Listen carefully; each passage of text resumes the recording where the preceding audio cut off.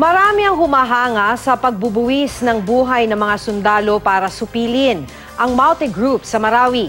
Kabilang sa kanila si Private First Class Dan Ryan Bayot na humiling sa kanyang mga kasama na bombahin ang kanyang kinaroroonan para mapatay ang mga nakapalibot sa kanyang terorista.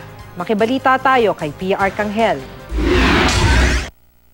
Wala mang reinforce. Kung walang reinforce, sir, sabi niya, fire in location, sir. Ito na lang coordinate ko, sir. Binigay. Ito ang mga huling salitang iniradyo ng 24 na taong gulang na si Private First Class Dan Ryan Bayot na mapaligiran ng mga teroristang Maute sa ikalawang araw ng bakbakan sa Marawi City. Pinili niya madamay sa ipinapakasang air assault at mamatay kasama ang kaaway. Bagamat hindi natuloy ang air assault, napahanga ang marami sa kahandaan niya para magsakripisyo. Sabi ng mga kapatid niya, takbo na yan, takbo na yan. Sabi niya, hindi ako magtakbo, patay o buhay. Sa huli, nasukol siya ng mga Maute at ginilitan.